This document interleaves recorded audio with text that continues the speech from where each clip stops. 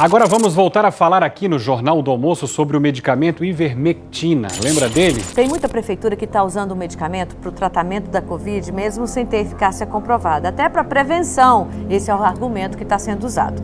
O remédio entrou para a lista da Anvisa de medicamentos controlados. A gente está falando da Ivermectina. O Conselho de Saúde de Itajaí determinou que a prefeitura suspenda a distribuição de Ivermectina. Pois bem, a área técnica do Tribunal de Contas do Estado concluiu um relatório importante sugerindo que o TCE determine a suspensão imediata das compras, a distribuição e os pagamentos que a Prefeitura de Itajaí vem fazendo. E o Conselho Municipal de Saúde de Itajaí determinou, por meio de uma resolução, que a Prefeitura da cidade suspenda imediatamente a distribuição de cânfora e de Ivermectina à população. Que produz o remédio Ivermectina, ele informou que o medicamento não funciona para o tratamento da Covid-19. A farmacêutica diz que segue fazendo estudos, mas até agora não há evidências de eficácia e de segurança também do uso da Ivermectina em pacientes com coronavírus. Em 1970, um bioquímico japonês de nome Satoshi Omura descobriu uma bactéria que tinha efeitos intrigantes contra lombrigas. Ele compartilhou sua descoberta com seu colega americano William Campbell, que trabalhou para a farmacêutica Merck. O Campbell usou a bactéria para criar um medicamento chamado Ivermectina, que foi lançado pela Merck em 1980. Descobriu-se que a Ivermectina era extremamente eficaz contra uma doença chamada oncocercose, que é mais conhecida como cegueira dos rios. A cegueira dos rios é causada por um verme parasita e causou sofrimento inenarrável e até mesmo morte em partes da América Central e do Sul e grande parte da África. Com o uso de Ivermectina, a cegueira dos rios foi amplamente eliminada nas Américas e muito reduzido na África. Bilhões de doses da droga foram administradas e está listada como um dos medicamentos essenciais da Organização Mundial da Saúde. A patente da Merck sobre a Ivermectina expirou em 1996. O medicamento é extremamente barato de produzir e está disponível em todo o mundo em uma variedade de formulações. O melhor de tudo, é extremamente seguro. Em dosagens normais, não tem efeitos colaterais importantes. Em 2015, em reconhecimento às suas contribuições, o Dr. Omura recebeu o Prêmio Nobel da Medicina, o qual ele compartilhou com o Dr. Campbell. Avançando para o início de 2020, quando a pandemia da Covid estava se espalhando pelo mundo, cientistas e médicos estavam procurando freneticamente por drogas que poderiam tratar a doença. O lugar óbvio para começar era um dos medicamentos existentes que mostraram atividade antiviral. No início do ano, uma equipe de cientistas que trabalha na Monash University, na Austrália, fez uma pesquisa bibliográfica e descobriu que a Ivermectina mostrou atividade contra vírus tais como o Zika, o Nilo Ocidental e influenza. Eles realizaram uma série de experimentos nos quais eles descobriram que a Ivermectina apresenta atividade notável contra o SARS-CoV-2 in vitro, ou seja, em tubos de ensaio. Eles publicaram seus resultados em um artigo que apareceu em abril de 2020. Eles descobriram que um único tratamento com Ivermectina produz uma redução de 5.000 vezes nos níveis virais sem qualquer citocidade, o que significa que não prejudicou as células. Junto com seus resultados, eles propuseram um mecanismo pelo qual a Ivermectina atinge esse efeito milagroso. Por volta da mesma época, uma dupla de cientistas trabalhando nos Estados Unidos percebeu que a Ivermectina estava sendo amplamente usado como profilaxia contra a cegueira dos rios na África. Eles se perguntaram se o uso de Ivermectina teria algum efeito nas taxas da Covid-19. Eles olharam para países onde a Ivermectina foi administrada a populações inteiras e compararam suas taxas da Covid-19 com países que não tinham esse programa.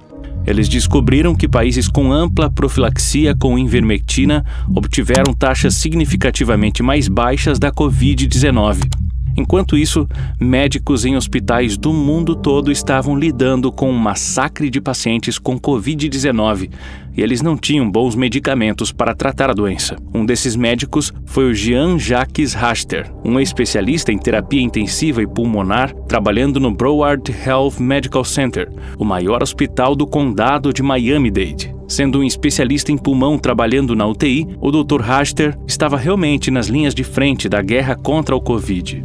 Um dia, Ele se viu conversando com o filho de uma senhora idosa que estava indo muito mal em sua luta contra a Covid na UTI. Tenha em mente que isso foi em um momento da pandemia, quando aqueles que estavam morrendo de Covid não tinham permissão nem de receber visitas dos seus entes queridos antes de morrerem. Muitas vezes, eles tinham que dizer suas palavras finais pelo telefone. Vamos deixar o Dr. Raster contar a história a partir daqui.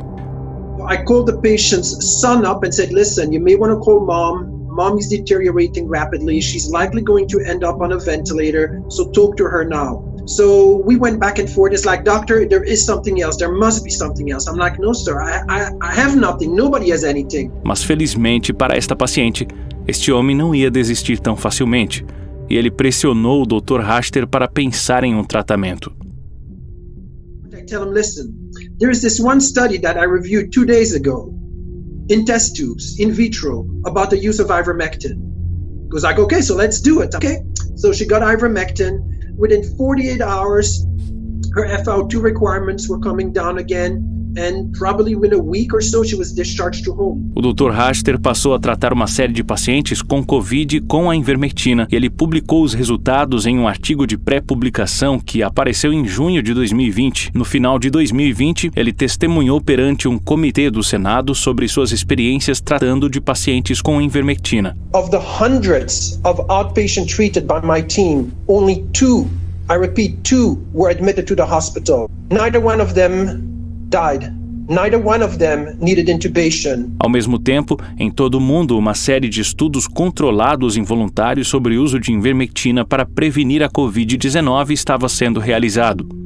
Um desses estudos aconteceu no Valley View Care Home, em Norfolk, em Ontário, no Canadá. Uma filha de um dos moradores do asilo relatou sua experiência no canal do YouTube da doutora Jennifer Hibbert. Sua mãe morava no 4º andar de uma casa de repouso que experimentou um surto de escabiose em março de 2020. Os moradores daquele andar foram tratados com ivermectina, que elimina a sarna. Os moradores dos outros andares receberam doses menores de ivermectina para prevenir a escabiose. A equipe do asilo não recebeu ivermectina e muitos deles testaram positivo para a Covid-19 quando a pandemia varreu Ontário na primavera. Apesar da equipe entrar em contato constante com os moradores, eis o que aconteceu. On the 4th floor, which is the floor that had the scabies outbreak and they received the highest dose, had the most infected staff and not one single resident was infected with COVID. Conforme relatos informais e estudos como esse começaram a se acumular, eles chamaram a atenção de médicos que trabalhavam nas linhas de frente contra a Covid. Um desses médicos foi o Pierre Corey, um pneumologista e especialista em UTI que trabalha no prestigiado hospital de New York, o Monte Sinai Beth Israel. New York sofreu um dos piores surtos de Covid do mundo. Então, um pneumologista, trabalhando na UTI de um hospital daquela cidade, provavelmente teve uma visão mais próxima da Covid-19 do que quase qualquer outro médico na Terra.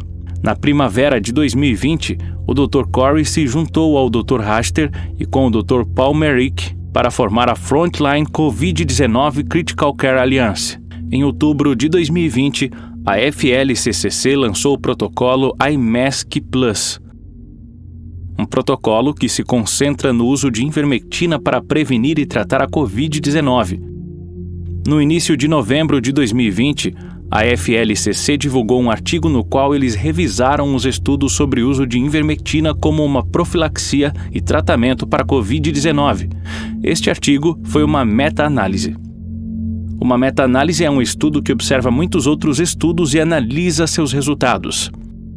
Eles descobriram que a ivermectina foi extremamente eficaz em ambos, prevenção e tratamento da Covid-19. Aqui estão as conclusões de 9 estudos sobre o uso de ivermectina como profilaxia contra a Covid-19. Nesta figura, qualquer coisa à esquerda de 1 indica que a ivermectina é mais eficaz do que o controle. Aqui está uma figura da FLSCC mostrando o efeito da introdução de ivermectina nas taxas diárias de mortalidade em vários estados do Peru. Como você pode ver, a introdução de ivermectina resultou em uma redução imediata e contínua na mortalidade da Covid-19. Da mesma forma que está uma figura mostrando taxas de casos de Covid-19 em vários estados do México. O estado de Chiapas, no sul do México, foi o único estado mexicano a distribuir amplamente a ivermectina. Observe a enorme redução nos casos de Covid-19 e compare-o com estados vizinhos. O artigo também discute um estudo realizado na Argentina, onde um grupo de profissionais da saúde receberam ivermectina. Dos 788 profissionais que receberam ivermectina, nenhum deles contraiu Covid, enquanto mais de 50% dos controles que não receberam ivermectina contraíram Covid. O artigo da FLCCC também analisou 12 estudos sobre o uso de ivermectina para tratar pessoas que foram infectadas com SARS-CoV-2. Todos os 12 estudos, incluindo 7 estudos de controles aleatórios, mostraram que a ivermectina foi superior ao controle. Em 8 de dezembro de 2020, membros da FLCCC compareceram perante um subcomitê do Senado sobre o tratamento precoce da Covid-19, que foi presidido pelo senador Ron Johnson. Aqui estão alguns depoimentos do Dr. Corey para o comitê. Mountains of data have emerged from many centers and countries around the world showing the miraculous effectiveness of ivermectin. It basically obliterates transmission of this virus. If you take it, you will not get sick. I cannot keep caring for patients when I know that they could have been saved with earlier treatment, and that drug that will treat them and prevent the hospitalization is ivermectin. All I ask is for the NIH to review our data that we've compiled of all of the emerging data. We have almost 30 studies. Everyone is reliably and reproducibly positive, showing the dramatic impacts of ivermectin. Agora, considerando todas as mortes e a destruição econômica causada pela Covid-19, você pensaria que o governo e as agências de saúde e a mídia dos Estados Unidos acolheriam essa notícia de braços abertos, mas não foi isso o que aconteceu. Ao invés disso, uma coalizão de forças poderosas agiu em conjunto para suprimir completamente qualquer informação sobre a eficácia da ivermectina no tratamento e prevenção da Covid-19. Então agora, vamos dar uma olhada mais profunda em quem suprimiu a ivermectina. O primeiro grande jogador a suprimir a ivermectina foi a grande mídia. O New York Times liderou o caminho ao declarar que uma audiência do Senado promoveu medicamentos não comprovados e alegações duvidosas. O AP seguiu com uma afirmação surpreendente de que não há evidências de que a ivermectina funcione contra a Covid-19, ignorando convenientemente cada um dos estudos que foi listado no documento da FLCCC. O próximo grupo para suprimir a ivermectina foi o Big Tech. O YouTube, que é propriedade do Google, censurou um vídeo popular do médico Chris Martenson sobre ivermectina. Eles fizeram o mesmo com a médica Christy Risigner. To my shock and dismay, the previous video I published on December 22nd about ivermectin was taken down by YouTube. O Twitter chegou até a colocar na lista negra o jornal médico europeu que publicou um artigo sobre o tratamento de Covid com ivermectina. O Facebook foi ainda mais longe e removeu postagens do FLCCC sobre seu artigo. O próximo grande grupo a suprimir a ivermectina foi o NI, o Instituto Nacional de Saúde da América. Em abril de 2020, o NI formou o painel de diretrizes para tratamento da Covid-19. Esse painel era incrivelmente influente porque, essencialmente, eles decidiram quais tratamentos os médicos nos Estados Unidos poderiam usar para tratar os pacientes com Covid-19.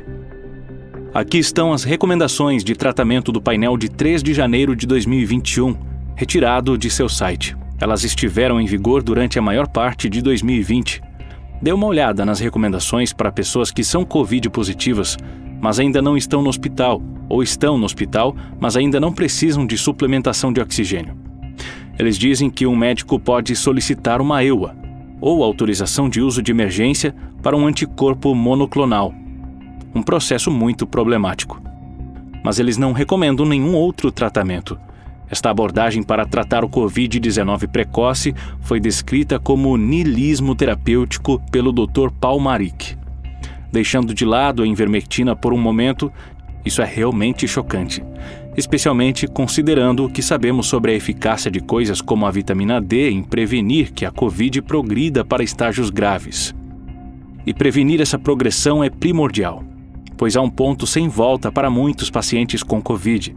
Uma vez que eles o cruzam e precisam de intubação, muitas vezes não podem ser salvos. Portanto, pense apenas por um segundo nesta política.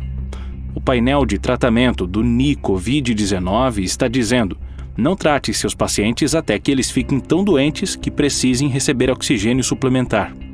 Eles apenas fazem uma recomendação definitiva de medicamentos para pacientes que deterioram a ponto de não sobreviverem sem oxigênio suplementar. E uma vez que estão tão doentes, que tratamento eles recomendam? Eles recomendam um medicamento chamado Remdesivir. É quase como se as diretrizes de tratamento fossem elaboradas para levar os pacientes ao ponto em que possam ser tratados com Remdesivir. Vamos dar uma olhada mais de perto no Remdesivir. Agora a gente fala dos Estados Unidos. Uma boa notícia. Um estudo divulgado lá nos Estados Unidos revela que o medicamento Remdesivir pode ter um efeito importante na recuperação de pacientes com coronavírus. O uso emergencial pode ser autorizado ainda hoje. Estudos preliminares mostraram que o uso de Remdesivir acelerou a recuperação de pacientes internados com o novo coronavírus. Há agora uma nova pesquisa, foi feita com 400 pessoas internadas em estado grave. Segundo a farmacêutica norte-americana Gilead Sciences, os dados são positivos e mais da metade dos pacientes recebeu alta hospitalar no 14º dia de tratamento. A Agência Europeia de Medicamentos pode autorizar provisoriamente nos próximos dias o medicamento antiviral Remdesivir para o tratamento de pacientes com Covid-19 na União Europeia. A molécula do laboratório americano Gilead Sciences foi desenvolvida para tratar pacientes com febre hemorrágica Ebola, mas nunca foi aprovada para nenhuma doença antes. A maioria das pessoas ouviu falar do Remdesivir pela primeira vez quando o médico Anthony Fauci fez a incomum jogada de anunciá-lo em uma entrevista coletiva da Casa Branca em abril de 2020. Fauci é o chefe do NIAID, Instituto Nacional de Alergia e Doenças Infecciosas, que é um departamento do NI. Aqui está o Dr. Fauci falando sobre Remdesivir na Casa Branca. Ouça com atenção o que ele diz sobre o ponto final do estudo ao qual está se referindo. The data shows that Remdesivir has a clear-cut, significant, positive effect in diminishing the time to recovery. Observe que ele não fala nada sobre a mortalidade. Ele fala sobre diminuir o tempo de recuperação. É essencial saber que o NIAID do Dr. Fauci, na verdade, pagou pelo estudo ao qual está se referindo. Então, basicamente, o Dr. Fauci dificilmente pode ser chamado de um juiz imparcial daquele estudo, e tão importante quanto, o Dr. Fauci estaria bem ciente dos desenvolvimentos com o estudo conforme foi realizado. Ele deveria estar bem ciente do fato de que, no meio do ensaio, o desfecho, o ponto N primário foi alterado de mortalidade para tempo de recuperação. Isso obviamente ocorreu porque os pesquisadores estavam vendo que o Remdesivir não teve impacto significativo na mortalidade. Mudar pontos N no meio de um estudo é altamente incomum, e muitos comentaristas científicos manifestaram preocupações com isso. E ainda assim, o Dr. Fauci, sabendo que o Remdesivir não fazia nada para reduzir a mortalidade de Covid-19, avançou divulgando o medicamento como um avanço extraordinário no tratamento da Covid. But we think it's really opening the door to the fact that we now have the capability of treating, and I can guarantee you, as more people, more companies, more investigators get involved, it's going to get better and better. Não muito tempo depois de Anthony Fauci ter feito aquela declaração, a Organização Mundial de Saúde recomendou contra o uso de Remdesivir. Baseado em estudos muito mais amplos, eles disseram que não havia evidência que o Remdesivir aumenta a sobrevivência ou qualquer outro parâmetro na Covid-19. Apesar disso, o painel de tratamento da ANI continuou a recomendar Remdesivir e continuam a fazer isso hoje. Agora, tudo isso requer a pergunta: Por que o Ni e o Dr. Fauci continuaram a recomendar um medicamento que foi mostrado repetidamente não ter efeito em aumentar a sobrevivência em Covid-19 e que custa mais de $3.100 por ciclo, diferente da ivermectina, que é quase de graça?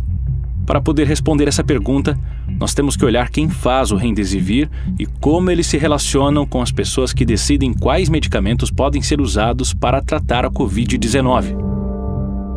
O Remdesivir é feito pela Gilead Sciences, uma empresa farmacêutica localizada em Foster City, na Califórnia. A Gilead é uma empresa interessante.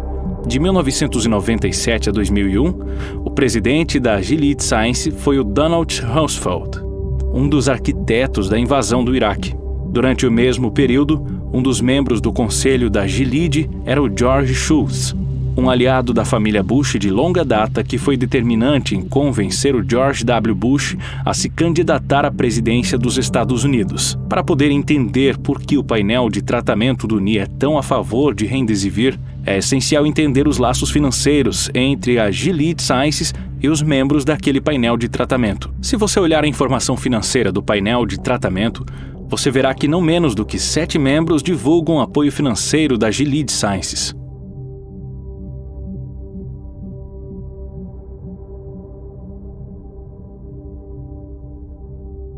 Curiosamente, os 3 co-presidentes, que selecionaram os outros membros do painel, não divulgam o apoio da Gilead. Entretanto, 2 outros presidentes, Roy Gulick e Henry Mazur, ambos receberam apoio financeiro da Gilead. Ainda mais curioso, o 3º co-presidente, Clifford Lane, foi, na verdade, um dos autores do estudo NIAID em Remdesivir. Mas você não verá o nome dele na lista de autores de artigos. Você tem que olhar no formulário de informação financeira que acompanha o artigo. Também vale a pena notar que 7 de 12 de seus coautores nesse estudo divulgaram apoio financeiro da Gilead Sciences. A importância disso não pode ser superestimada. 2 dos 3 presidentes do painel do Ni do tratamento de Covid-19, as pessoas que montam o painel, recebem apoio financeiro da Gilead Sciences, enquanto o outro estava envolvido intimamente no estudo que tentou e falhou em provar que o Remdesivir era um tratamento eficaz na Covid-19. Dados estes, profissionais e laços financeiros, existe alguma maneira que nós podemos, racionalmente, esperar que eles julguem imparcialmente os melhores tratamentos para o Covid-19? Ou escolher membros do painel que podem defender reprogramar medicamentos baratos não patenteados que anularia completamente o mercado para um dos principais produtos de uma empresa da qual eles desfrutam de laços estreitos financeiros e profissionais?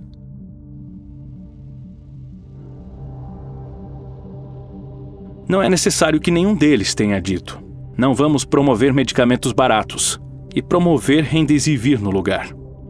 Interesses financeiros e de pesquisas já corromperam seus processos de tomar decisões e vieses. Mas devemos ser claros. Existem pecados de omissão e pecados de comissão. E não há como que os membros do painel, pelo menos alguns deles, estavam sem saber da pesquisa sobre a ivermectina. E ainda assim, ninguém escolheu trazer isso à tona em suas reuniões. Em vez de recomendar a ivermectina, ou pelo menos recomendar mais estudos sobre a ivermectina, eles escolheram continuar a forçar o medicamento Remdesivir, que eles sabiam que não tinha efeito discernível na sobrevivência da Covid-19. Isso é negligência profissional do pior tipo.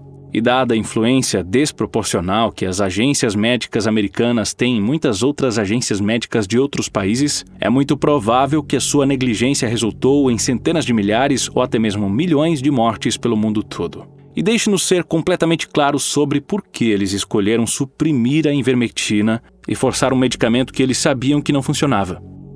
Eles fizeram isso para que uma empresa farmacêutica com profundas conexões políticas, enorme apoio da mídia e apoio das Big Techs pudesse fazer lucros obscenos para eles mesmos e seus acionistas. Agora vamos imaginar, apenas como um exercício mental, e se o Ni e o Dr. Anthony Fauci estivessem fazendo seus trabalhos? E se, em algum momento no verão de 2020, eles autorizassem médicos do país todo a usarem ivermectina a seu critério? Na verdade, não é tão difícil de descobrir o que teria acontecido. Porque existe um lugar com a população quase do tamanho dos Estados Unidos em que foi exatamente o que as autoridades de saúde fizeram. O estado de Uttar Pradesh, na Índia, tem a população de 70% do tamanho dos Estados Unidos. Em agosto de 2020, o governo do estado de Uttar Pradesh autorizou o uso de ivermectina como profilaxia e tratamento para a Covid-19. Foi dado àquelas que testaram positivo para a Covid, bem como seus contatos primários e os agentes de saúde. Vamos olhar as estatísticas de mortalidade da Covid-19 em Uttar Pradesh. Houve um pico de mortalidade no verão, mas as mortes caíram rapidamente depois disso. Conforme entramos em janeiro de 2021, nós vemos que a média de mortes são menores do que 10 por dia. E em 19 de janeiro, em um estado com 230 milhões de pessoas, exatamente ninguém morreu por Covid-19. Enquanto nos Estados Unidos, um país com um sistema médico muito mais caro, estava em média de mais de 3 mil mortes por dia. Nós sabemos quem são os vilões nessa história.